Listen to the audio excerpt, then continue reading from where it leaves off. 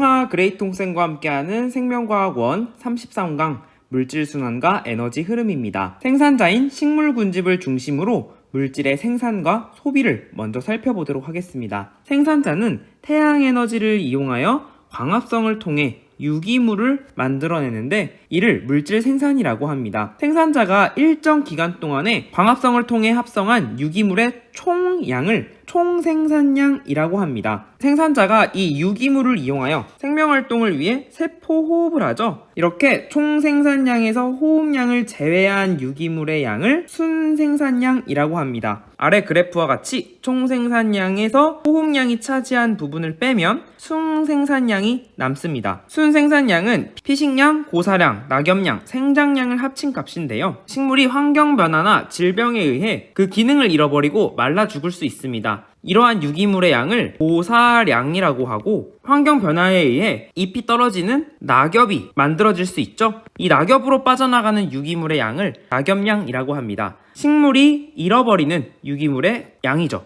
또한 식물은 초식동물에게 먹히기도 합니다. 이것을 피식량이라고 하는데요. 1차 소비자에게 전달되는 유기물의 양으로서 1차 소비자의 섭식량과 같다고 볼 수 있습니다. 자, 이렇게 고사량, 낙엽량, 피식량을 제외한 식물에게 남아있는 유기물로 생장을 하는데요. 식물체가 뿌리를 내리고 줄기를 뻗는 등 생장에 이용된 유기물의 총량을 생장량이라고 합니다. 순생산량에는 피식량, 고사량, 낙엽량, 생장량이 포함됐죠. 이것을 외우는 방법은 앞글자만 따서 피곤한 학생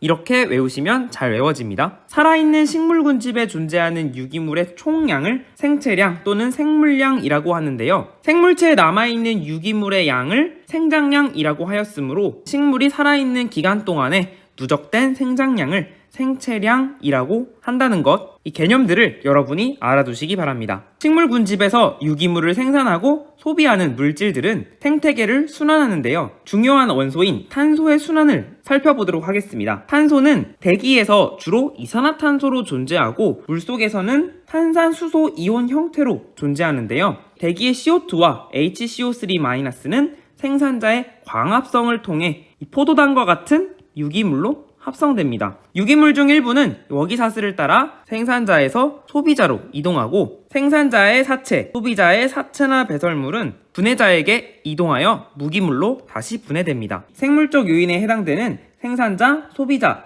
분해자는 모두 세포 호흡을 하는데요. 이렇게 유기물 중 일부는 호흡을 통해 이산화탄소로 분해되어 다시 대기로 돌아가게 됩니다. 하지만 사체나 배설물의 유기물 중 일부는 석탄, 석유와 같은 화석연료로 회적되어 직권에 남아있다가 연소가 되면 이산화탄소로 분해되어 다시 대기로 돌아가게 되죠. 이 연소로 배출되는 CO2를 줄이는 것이 기후변화를 늦출 수 있는 중요한 열쇠로 작용하죠. 다음으로는 생명체에 중요한 핵산과 단백질을 구성하는 원소로 사용되는 질소순환인데요. 질소기체는 대기 중에 78% 정도로 많지만 식물은 공기 중의 질소를 그대로 이용할 수 없기 때문에 질소를 식물이 뿌리로 흡수할 수 있는 형태로 바꾸는 과정이 필요하는데요. 이것을 질소 고정이라고 합니다. 두 가지 방법으로 이루어지는데요. 첫 번째는 뿌리옥박테리아나 아조토박터와 같은 질소 고정 세균에 의해서 이루어지고요. 이때는 질소 기체가 암모늄 이온 형태로 전환되고요.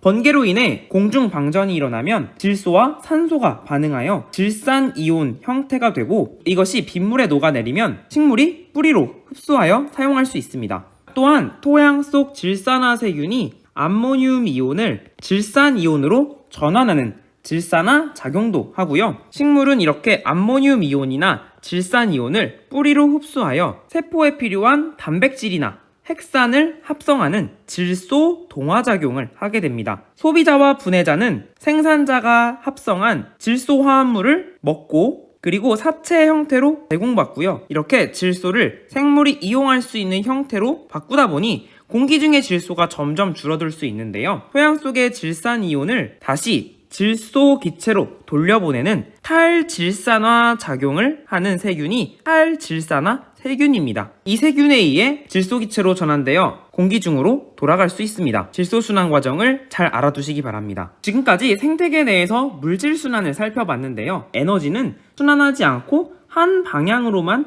흐르는데요. 그림을 보면 10만의 빛 에너지가 지구로 들어오지만 9만의 에너지는 흡수되지 못하고 1만의 빛 에너지를 광합성에 의해 유기물의 화학 에너지로 전환하게 됩니다. 따라서 1만의 에너지를 우리는 총생산량이라고 할 수 있죠. 이때 식물은 생명활동을 위해 세포호흡으로 5500의 에너지를 사용하는데요. 세포호흡에 사용된 5500의 에너지는 모두 열 에너지 형태로 전환되어 생태계 밖으로 빠져나갑니다. 그리고 생산자에서 분해자로 이동하는 에너지량은 이는 앞서 배웠던 고사량과 낙엽량을 생각해 볼 수 있겠죠. 유기물의 형태로 이동하니 화학 에너지 형태로 이동한다고 생각할 수 있습니다. 그러면 1만의 에너지 중 5500의 에너지와 3500의 에너지가 각각 빠져나가고 나머지 1000의 에너지는 1차 소비자로 이동하게 되는데요. 희식량 또는 1차 소비자의 섭식량이라고 할 수 있겠죠. 화학 에너지 형태로 1차 소비자에게 이동하게 됩니다. 이처럼 유기물의 형태로 먹이사슬을 따라